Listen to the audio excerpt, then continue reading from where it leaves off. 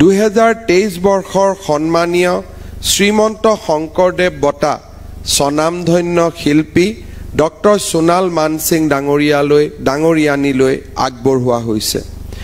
ভাৰতবৰ্ষৰ দ্বিতীয় সৰ্বোচ্চ অসামৰিক সন্মান পদ্ম বিভূষণেৰে বিভূষিতা বিশিষ্ট শাস্ত্ৰীয় নৃত্যশিল্পী পণ্ডিত লেখিকা সমাজকৰ্মী ৰাজ্যসভাৰ প্ৰাক্তন সাংসদ ডক্টৰ সোণাল মানসিং ডাঙৰীয়ানী ভাৰতীয় নাৰী শক্তিৰ এক শাশ্বত প্ৰতিভূ।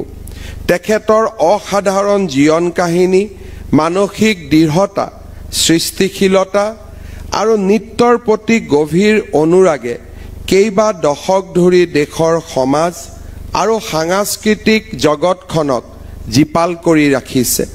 তেখেতৰ কৰ্মৰাজিয়ে উঠি অহা প্ৰজন্মক গভীৰভাৱে অনুপ্ৰাণিত কৰি আহিছে।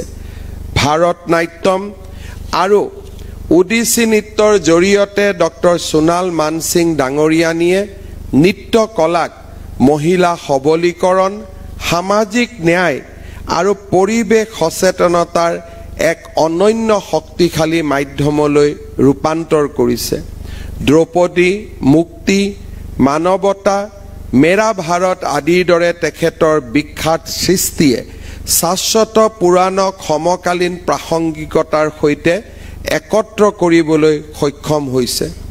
জীৱনৰ সকলো প্ৰত্যাহ্বান নেওচি নিজৰ অবিচল স্পৃহা আৰু দৃঢ়তাৰে নতুন দিল্লীত তেখেতে প্ৰতিষ্ঠা কৰা চেণ্টাৰ ফৰ ইণ্ডিয়ান ক্লাছিকেল ডান্সেছৰ জৰিয়তে উঠি অহা প্ৰজন্মৰ হাজাৰ হাজাৰ শিল্পীক তেখেতে প্ৰেৰণা যোগাই আহিছে।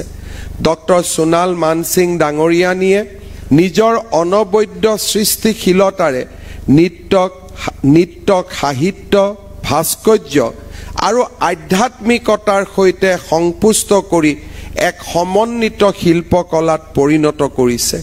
এনে এগৰাকী যশস্বী শিল্পীক 2023 বৰ্ষৰ শ্ৰীমন্ত শংকৰদেৱ বঁটা প্ৰদান কৰিবলৈ পাই অসমবাসী সঁচাকৈয়ে গৌৰৱান্বিত।